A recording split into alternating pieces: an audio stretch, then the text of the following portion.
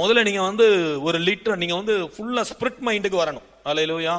அதனாலதான் உங்களை எல்லாத்தையுமே வந்து ஆண்டவர் நமக்கு கற்றுத் தருகிறது. அந்த ஸ்பிரிட் வேர்ல்ட குறித்த ஒரு அறிவு அவசியம். நீங்க உங்களுக்கு ஸ்பிரிட் வேர்ல்ட குறித்த அறிவு இல்லைன்னா போச்சு. இவ ஒரு கேள்வி கேட்கிறாங்க வந்து ஆண்டவர்கிட்ட வந்துட்டு, ஆண்டவரே நீங்க வாசிங்களேன் யோவான் எழுதின சுவிசேஷம் 4ஆம் அதிகாரம் 15 இருந்து ஆண்டவர் வந்து தண்ணி கேட்கிறாரு. நமக்கு எல்லாருக்கும் தெரிஞ்ச பகுதி, நம்ம ரொம்ப டீப்பா போக முடியாது. தண்ணி கேட்கிறாரு. தண்ணி கேட்டதுக்கு அவ சொல்றா, ஆண்டவரே உன் இடத்துல எதுவும் இல்லையே, நீ எப்படி மோண்டு கொள்ளுவ, நான் சமாரியனா இருக்கிறேன். அவ எல்லாம் வந்து உலக பிரகாரமா பேசுறா. நீர் யூதரா இருக்க, சமாரியராகிய என்னிடத்துல நீர் தண்ணீர் கேட்கலாமா அப்படின்னா என்னன்னா, நல்லா புரிஞ்சுக்கங்க. நிறைய பேருக்கு இருக்கிற பிரச்சனை என்னன்னா, சபைக்குள்ள வந்த பின்னாடியும் ஆண்டவரோட இன்டராக்ட் பண்ணும் போதும் அவங்க ஸ்பிரிட் மைண்ட்ல இருக்க மாட்டாங்க. இவ வந்து ஒரு சாதாரணமா ஒரு பாவத்துல வாழ்ற சத்தியம் அறியாத ஒரு ஸ்திரீ. அவ வந்து அப்ப அவளை தொட்டான ஆண்டவர், அவளை தொட்டாதான் அவ விடுவிக்கப்படுவா. அவ விடுவிக்கப்பட்டான்னா இனிய ஒரு புருஷனோட வாழ மாட்டா. ஏன்னா அவளோட லைஃப் அப்படிப்பட்ட லைஃப். தொடப்படாதவரை, சத்தியத்தை அறியாதவர மனுஷன் பாவத்துல தான் இருப்பான். அவன் வேணா வேஷம் போடலாம், ஆனா சத்தியம் ஒருவனுக்குள்ள வந்துருச்சுன்னா நீ வேஷம் போடவே முடியாது. காரணம் வெளிச்சம் உண்டாயிரும், எல்லாம் வெளியரங்கமா இருக்கும், டிரான்ஸ்பேரன்சி உண்டாகும், அதுக்குள்ள மாய்மால இருக்க முடியாது. நான் சொல்றது புரியுதா உங்களுக்கு? கிறிஸ்தவனா இருந்தாலும் சத்தியம் உள்ள இல்லைன்னா பாவம் பண்ணிக்கிட்டே கதறிக்கிட்டே கிடக்க வேண்டியதான். அவன் லைஃப் வேதனையாவே இருக்கும். ஏன்னா அவன் வந்து அவன் ஆவியா பார்க்கல, எல்லா காரியத்தையும் வேர்ல்ட்லியா பாக்குறான். இவ்வளவு வேர்ல்ட்லியா பார்த்தா, நீர் யூதனா இருக்க, அவளுக்கு தெரியல உன்னிடத்துல தண்ணீர் தாகத்துக்கு தா என்று சொன்னவர் இன்னார் என்று அறியல. அல்லேலூயா, அல்லேலூயா. தனக்கு முன்னாடி நிக்கிறவர், வானத்தையும் பூமியையும் படைத்தவர், தன்னை உண்டாக்கின தெய்வம் தான் தான் முன்னாடி நிக்குது என்பதை அறியல. மாம்சத்துல பார்த்து சொல்ற நீர் ஒரு யூதனா இருக்க. இன்னைக்கு அநேகர் இயேசுவை மாம்சத்துல பாக்குறாங்க. மாம்சத்துல பாக்குற இயேசுவை அவன் மாம்சமாவே பார்த்துட்டு முடிச்சிடறான். அவர் கற்பனை நல்லா இருக்கு, மன்னிக்கணும்னு சொன்னாரு, பாவம் அவரே அடிச்சு விட்டாங்க சிலுவையில, அதோட முடிஞ்சு அவங்க கதை. நான் சொல்றேன் பாருங்க, மாம்சத்துல இயேசுவை, அதனாலதான் போய் ஆண்டவர் சொன்னார் என்னை இன்னார் என்று சொல்லுகிறார்கள். பேதுரு சொன்னார் நீர் ஜீவனுள்ள தேவனுடைய குமாரனாகிய கிறிஸ்து. உடனே ஆண்டவர் சொன்னார் என்ன தெரியுமா சொன்னாரு? மாம்சமும் ரத்தமும் உனக்கு இதை வெளிப்படுத்தல. ஆண்டவருக்கு தெரியும் அவன் மாம்சம் இல்ல, அவன் ரத்தம் அவனுக்கு சொல்லல, உன்னத பிதா அதை அவனுக்கு வெளிப்படுத்தினார். பிதா அவனுக்கு அந்த ரெவலேஷனை கொடுத்தாரு. இயேசுவை பார்க்கும் போது அவரை ஒரு யூதனா பார்க்கல, ஒரு தீர்க்கதரிசியா பார்க்கல, ஒரு போதகனாய் பார்க்கல. அவரை பார்க்கும் போது உன்னதமான ஜீவனுள்ள தேவனுடைய குமாரனாகிய கிறிஸ்துவாய் பார்த்தாரு. உங்க போக்கஸ் மைண்ட் மாறணும். நீங்க ஒரு மனுஷனை பார்க்கிற விதம் மாறணும். இயேசு அவளை பார்த்த விதம் வேற, இயேசுவை அவ பார்த்த விதம் வேற. இயேசு அவளுக்காய் காத்திருந்தது 5 புருஷர்களோடு வாழ்ந்துட்டு 6வது புருஷனோடு இருந்து திருப்தியற்றவளாய், உலகத்தில் அவமானத்தை நிந்தையை சுமக்கிறவளாய், எல்லாரும் தண்ணி பிடிக்க வர நேரத்தில் தண்ணி பிடிக்க வராத அளவுக்கு வெட்கத்தையும் அவமானத்தையும் சுமந்து கொண்டிருக்கிற ஒரு பரிதபிக்கப்பட்ட ஆத்துமாவை தேவன் பார்க்கிறார். ஆனா அவ ஆண்டவரை பார்த்தது நீர் யூதனாய் இருக்க. ரெண்டுக்கு இருக்கிற வித்தியாசத்தை நம்ம புரியணும். காரணம் நம்ம பார்க்கிற விதம். நீங்க பாருங்க, how you see a person, things will different. நீங்க நெகட்டிவ் மைண்ட் செட்டப் உள்ள ஒரு அசுத்த ஆவி மைண்டுக்குள்ள செட்டப்பா இருந்துச்சுன்னா எப்பவுமே இன்னொருத்தவங்கள பயத்தோடும் சந்தேக பார்வையோடமே பார்ப்பீங்க. அது வந்து டிசைன்மெண்ட் கிடையாது.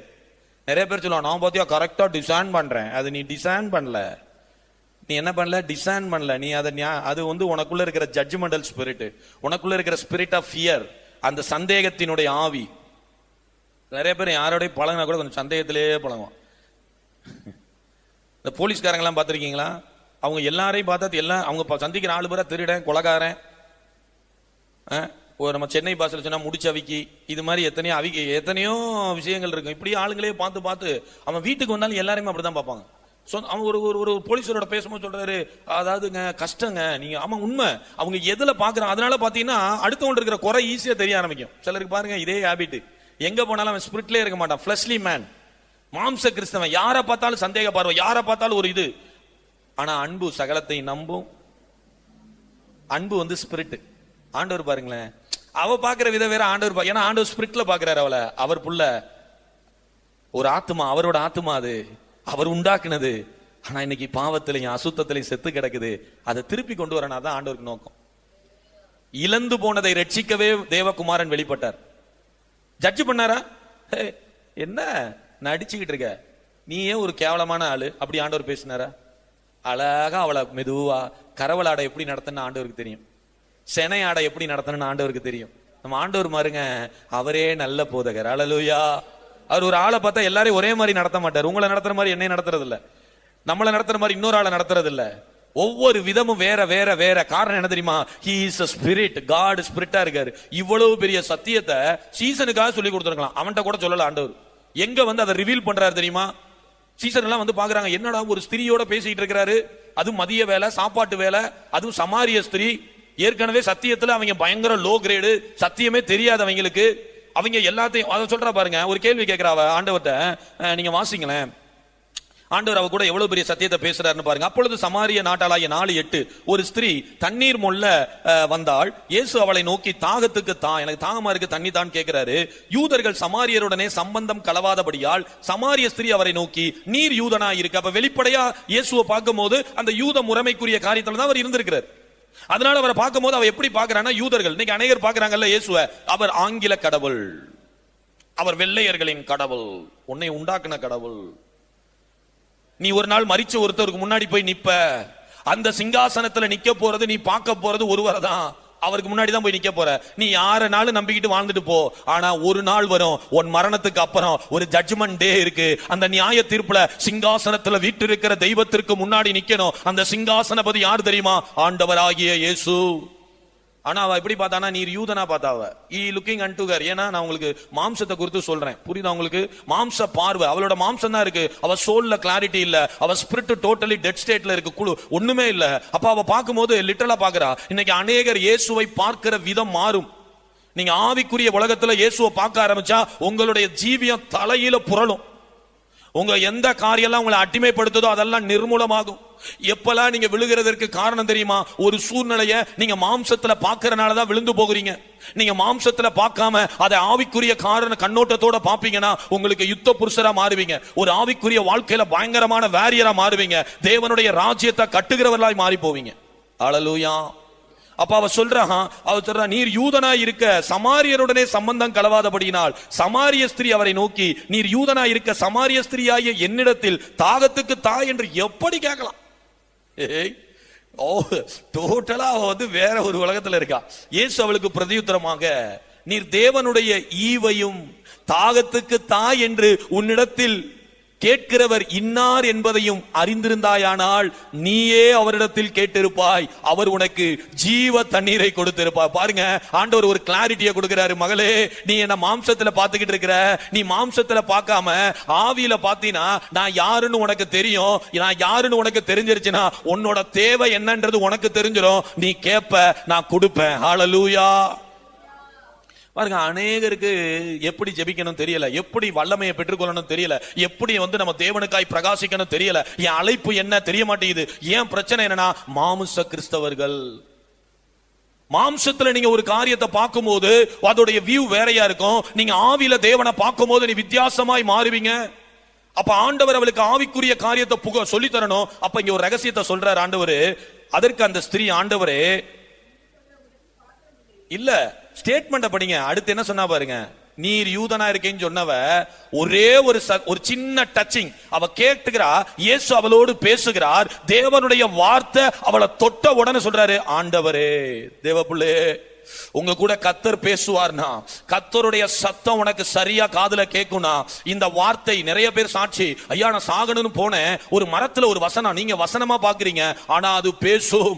அவள் பேசுன உடனே அவங்களுக்கு இயேசு வெளிப்படுகிறார். காரணம், வார்த்தையும் இயேசுவும் வேறு வேறு அல்ல, ரெண்டு பேரும் ஒண்ணுதான். இயேசு அவளை தொட்ட உடனே, அதான் அர்த்தம். வார்த்தை அவள் கேட்ட உடனே. உங்களுக்கு வார்த்தையை சாதாரணமா பாக்குறதுனாலதான் தெரியல, இல்லைன்னா செய்தியை கேட்டுக்கிட்டு இருக்கும் போதே ஒரு அபிஷேகம் மேல இறங்கும். ஒரு செய்தியை கேட்கும் போதே ஒரு இம்பாக்ட் உங்க லைஃப்ல உண்டாகும். செய்தியை கேட்கும் போதே அதுக்குள்ள இருக்கிற ஜீவன் உங்களை உந்தி தள்ளும். செய்தியை கேட்கும் போதே உங்களுக்குள்ள ஒரு உயிர்ப்பிக்குதல் உண்டாகும். காரணம், அந்த வார்த்தை அவளை தொட்டவுடனே அவர் சொல்லுகிறா, ஆண்டவரே,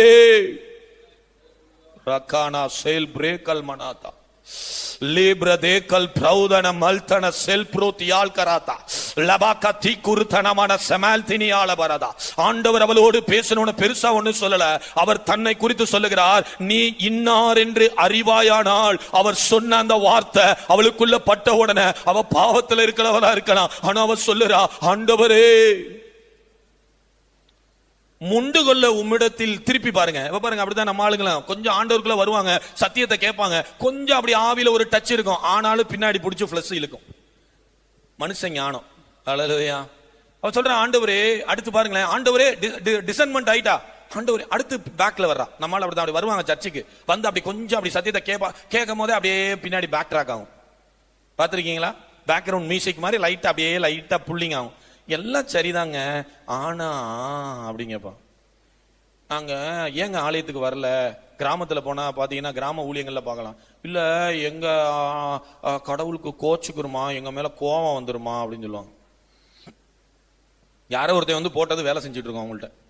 ஆனா இங்க இவ சொல்றா, ஆண்டவரே ரைட் ஓகே, ஆனா மோண்டு கொள்ள உம்மிடத்துல பாத்திரம் இல்லையே, கிணறும் ஆழமா இருக்கிறதே, பின்ன எங்கே இருந்து உமக்கு ஜீவ தண்ணீர் உண்டாகும்? பாருங்க அவரு எவ்வளவு ஒரு கிருபை பாருங்க. நான் உனக்கு என்ன தண்ணி தருவேன்னு சொல்லல, இந்த கிரவுண்ட் வாட்டர்ல இருக்க தண்ணியை தருவேன் ஆண்டவர் சொல்ல, ஜீவ தண்ணீர் சொல்றாரு. அப்ப இவளுக்கு புரியல ஜீவ தண்ணீர்னா என்னன்னு. உடனே அடுத்த கேள்வி கேட்கிறா. நல்லா தெரிஞ்சுங்க, உங்களுக்கு எப்பெல்லாம் சந்தேகம் வருதோ ஆண்டவர்கிட்ட நீங்க என்ன செய்யணும்? கான்வர்சேஷன் பண்ணணும். கிறிஸ்தவ வாழ்க்கையினுடைய மேன்மை எங்க இருக்கு தெரியுமா? நீங்க ஆண்டவரோட பேசுறாரு, இது எப்படி ஆண்டவரே, அடுத்த வியாக்கியானம் தருவார் ஆண்டவர். இந்த கிணற்றை எங்களுக்கு தந்த நம்முடைய பிதாவாகிய யாக்கோபை பார்க்கல நீர் பெரியவரோ, அவரும் அவர் பிள்ளைகளும் அவர் மிருகஜீன்களும் இதில் குடித்ததுண்டே என்றால், இயேசு அவளுக்கு பிரதியுத்தரமாக அடுத்த ரகசியத்தை சொல்றார் ஆண்டவர். நல்லா புரிஞ்சுங்க, ஆண்டவர் நம்மளோடு இடைப்படன்னு விரும்பிட்டார்னா அவர் எப்பவுமே ஸ்பிரிட்ல தான் பேசுவார். நம்ம தான் அந்த டிசைன்மெண்ட்டுக்கு ரைஸ் ஆகி வரணும். நிறைய பேருக்கு என்னன்னா, ஆண்டவரே இப்போது நான் இட்லி வாங்க கடைக்கு போகட்டுமா, அந்த மாதிரி பேச மாட்டார். ஆவிக்குரிய ரகசியத்தை தான் ஆண்டவர் பேசுவார். அவ பாருங்க எப்ப பார்த்தாலும் அவ மாம்சத்துக்குரிய இந்த கிணத்துக்குள்ளதான் இருக்கா, அந்த கிணத்தை விட்டு வெளியிலே வரல. அவர் வேறொரு ரகசியத்தை பேசிக் கொண்டிருக்கிறார். தேவ பிள்ளையே, நீ மாம்சத்துல தேவனுடைய வார்த்தையை கேட்பாய்னா அந்த வார்த்தை உனக்குள்ள ஜீவனை கொண்டு வராது. நீ ஆவில லிசன் பண்ணணும். ஆண்டவர் என்ன சொல்லுகிறாரோ அதை புரிந்து கொள்வதற்கு நமக்கு கிருபை அவசியம். ஆண்டவர் அவள்கிட்ட சொல்றாரு, இந்த தண்ணீரை குடிக்கிறவனுக்கு மறுபடியும் தாகம் உண்டாகும். அல்லேலூயா. ரொம்ப ஸ்பிரிட்ல போல, ரொம்ப உங்களுக்கு டெப்தாவும் சொல்ல விரும்பல, சிம்பிள். ஏன்னா நம்மளுடைய சப்ஜெக்ட் ஆவி, ஆத்மா, சரீரம். உங்களுடைய வியூ இன்னைக்கு முதல் நாள் கிளாஸ்லயே மாறணும். உங்க வியூ மாறினாதான் நமக்கு அடுத்தடுத்து நம்ம ஆவிக்குரிய காரியங்கள்ல ஆண்டவர் நமக்கு கொடுக்கிற கிருபையின்படி நம்ம எக்ஸ்ப்ளோர் பண்ணும்போது நம்ம ஒவ்வொருத்தர் லைஃபும் வேறு லைஃபாய் மாறி இருக்கணும். அல்லேலூயா. இருக்கும். அல்லேலூயா. இருக்கணும் இல்ல, இருக்கும். அது ஸ்பிரிட்ல நீங்க கேட்பீங்கன்னா உங்க லைஃப்ல பெரிய டிராஸ்டிக் சேஞ்ச் உண்டா இருக்கு. அதனாலதான் சபைக்குள்ள வந்து உட்கார்ந்து இருக்கிறீங்க. இனி வேறொரு மனிதனாய் மாறுவோம். அல்லேலூயா. பாருங்க, இயேசு சொல்றாரு, நான் கொடுக்கும் தண்ணீரை குடிக்கிறவனுக்கோ ஒரு காலும் தாகம் உண்டாகாது. நான் அவனுக்கு கொடுக்கும் தண்ணீர் அவனுக்குள்ள, பாருங்க நல்ல ஆண்டவர் சொல்லிட்டாரு, இந்த தண்ணீரை குடிச்சா மீண்டும் தாகம் உண்டாகும். அப்படின்னா இது ஃப்ளஷ்லி வாட்டரு. இந்த உலக காரியத்தை குறித்து இயேசு பேசிட்டு இன்னொரு ஆவிக்குரிய ரகசியத்தை பேசுறாரு. நான் ஒரு தண்ணி கொடுப்பேன், அது அவனுக்குள்ள ஊறிக்கொண்டே இருக்கும். ஜீவ காலம் எல்லாம் ஊறுகிற நீரூற்றா இருக்கும். யாருக்குள்ள? அவனுக்குள்ள.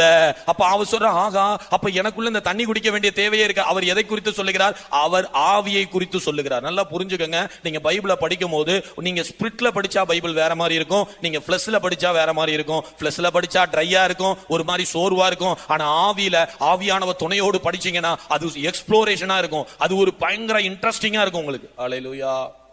அல்லேலூயா.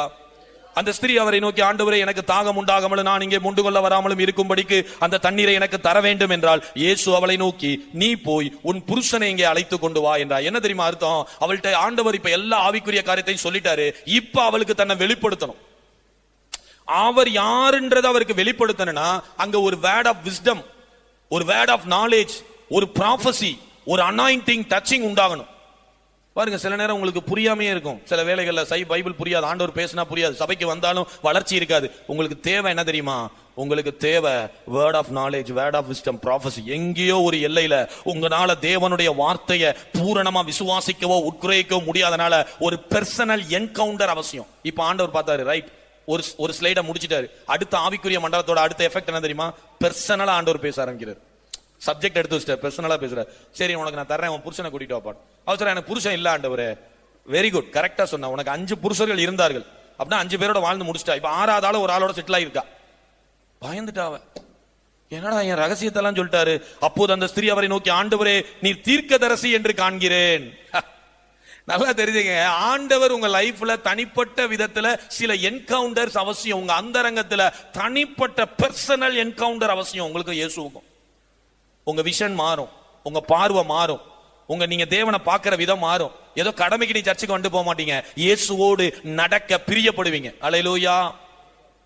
எங்கள் பிதாக்கள் இந்த மலையில் தொழுது, பாருங்க, அவ சப்ஜெக்டே விட்டுட்டா, தண்ணி சப்ஜெக்டே விட்டுட்டா, எந்த சப்ஜெக்ட் ஏறிட்டா பாருங்க.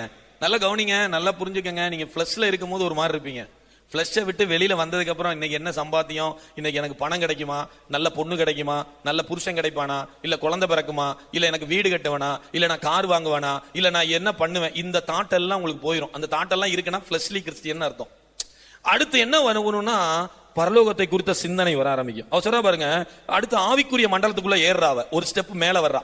எங்கள் பிதாக்கள் இந்த மலையிலே தொழுது கொண்டு வந்தார்கள், நீங்கள் எருசலேமிலே இருக்கிற ஸ்தலத்திலே தொழுது கொள்ள வேண்டும் என்கிறீர்களே என்றால், அதற்கு இயேசு, ஸ்திரீயே, நான் சொல்லுகிறதை நம்பு, நீங்கள் இந்த மலையிலும் எருசலேமிலும் மாத்திரமல்ல எங்கும் பிதாவை தொழுது கொள்ளும் காலம் வரும். பாருங்க, நடக்க போகிற ப்ராபசிய ஒரு சாதாரண பாவத்துல இருந்து கொண்டிருக்கிற ஒரு ஸ்திரீக்கு வெளிப்படுத்துகிறார். தேவப்பிள்ளையே, இதுதான் கிருபை, இதுதான் தேவனுடைய தயவு. யார் கூட எல்லாம் இயேசு பேசுவார், யார் கூடயும் அவர் பேசுவார். உங்களுக்கு இயேசுவுக்கு தனிப்பட்ட உங்களுக்கு ஒரு விருப்பம் இருக்குன்னா, இயேசுவை என் கூட பேசணும் விரும்புவீங்கன்னா, ஆண்டவர் ஒரு மனுஷனுக்கு வெளிப்படுத்தாதவைகளை உங்களுக்கு வெளிப்படுத்துவார். ஹல்லேலூயா. பாருங்க, ஆண்டவர் சொல்றாரு, எங்கும் தொழுது கொள்ளும் காலம் வரும். வரப்போகிற ரெவலேஷன் அவளுக்கு கொடுக்கிறாரு. அப்ப ஆண்டவர் அடுத்து சொல்றாரு, நீங்க அறியாததை தொழுது கொள்ளுகிறீர்கள், நாங்கள் அறிந்திருக்கிறதை தொழுது கொள்ளுகிறோம். ஏனென்றால் ரட்சிப்பு யூதர்கள் வழியாய் வருகிறது அப்படின்னு சொல்லிட்டு நான் அடுத்து வரேன். இதெல்லாம் ரொம்ப டீப்பா போக முடியாது நமக்கு, நீங்க ஜெபம் பண்ணுங்க. ஏன்னா இது ஒரு பெரிய சத்தியம், இதுக்குள்ள இருக்கிற ஆழமானது. ஆனா நம்ம சத்தியத்தை நம்மளோட டார்கெட்டுக்கு நம்ம கடந்து போகணும். உண்மையாய் தொழுது கொள்ளுகிறவர்கள் பிதாவை ஆவியோடும் உண்மையோடும் தொழுது கொள்ளும் காலம் வரும். அடுத்து ஒரு ஓபனிங் கொடுக்கிறார் ஆண்டவர். என்ன தெரியுமா? Spirit and soul. உண்மை எங்க இருக்கும்? ஸ்பிரிட்ல நீங்க எப்படி ஆராதிக்கிறது, அதை பத்தி அவளுக்கு பேசிட்டு இருக்காரு. சர்ச்சுக்கே நிறைய பேருக்கு தெரியாத ஒரு விஷயத்த தண்ணி மோண்டு கொள்ள வந்த ஒரு சாதாரண உலக பிரகாரமான ஜீவியத்துல வாழ்ற ஒரு ஸ்திரீக்கு ஓபன் பண்றாரு. சரி, இப்பொழுதும் வந்திருக்கிறது தம்மை தொழுது கொள்ளுகிறவர்கள் இப்படிப்பட்டவர்களாய் இருக்கும்படி பிதாவானவர் விரும்புகிறார். இப்பதான் நான் வர்றேன், ஒரு ரகசியத்தை உடைக்கிறார். என்ன உடைக்க போறாரு தெரியுமா? 24 வாசிங்க போதும். அவள்கிட்ட சொல்றாரு, இவ என்ன நினப்புல வந்திருக்கானா, நான் ஆண்டவரை கும்பிடணும்னா எங்க போனோம்? மலைக்கு போனோம். நாங்க மலைக்கு போய் கும்பிட்டுக்கிட்டு இருக்கோம். நீங்க என்ன சொல்றீங்கன்னா, எருசலேம்ல இருக்கிற டெம்பிளுக்கு வந்தாதான் கும்பிடணும்னு சொல்றீங்களே, எப்படி? நாங்க கும்பிடணும்னா என்ன செய்யணும்? சர்ச்சுக்கு போனாதானே கும்பிடணும். நிறைய பேருக்கு கும்பிடுறதே சர்ச்சுக்குள்ள தான் கும்பிடுவான். இயேசு சொல்றாரு, தேவன் சர்ச்சுக்குள்ள இல்ல, தேவன் எருசலேம்ல இல்ல, தேவன் மலை மேல உட்கார்ந்துகிட்டு இருக்கல, தேவன் ஆவியா இருக்கிறார். ஹல்லேலூயா. அவர் எங்கும் நிறைந்திருக்கிற ஒரு சர்வ வல்லவர். நீ எங்க உட்கார்ந்து தொழுது கொண்டாலும் ஆண்டவரை உண்மையா தொழுது கொண்டினா தேவன் உன்னை தொட முடியும். அதுக்கு ஒரு எல்லையெல்லாம் கிடையாது. ஹல்லேலூயா, ஹல்லேலூயா. ஆண்டவர் எங்கும் சர்வ வியாபி. அவர் உங்க சிந்தனை எங்க இருந்தாலும் ஆண்டவருக்கு தெரியும். நீங்க எங்க இருந்தாலும் ஆண்டவர் நோக்கி கூப்பிடலாம். அவரை எங்கும் தொழுது கொள்ளும் காலம் வரும். அப்ப தேவனை ஒரு சபைக்குள்ள, தேவனை ஒரு டெம்பிள்குள்ள அடைச்சு வைக்க முடியாது. அவரை எங்கும் தொழுது கொள்ளும் காலம் ஒன்று இருக்கிறது. அது இப்பொழுதே வந்திருக்கிறது. அப்ப தேவன் என்னவா இருக்காரு? அதுக்குதான் வர்றேன். இவ்வளவு சத்தியம் நம்ம கேட்டோம், அதெல்லாம் வச்சிருங்க. தேவன் என்னவா இருக்கிறார்? ஆவியா இருக்கார். தேவன் என்னவா இருக்கார்? ஆவியா இருக்கார்.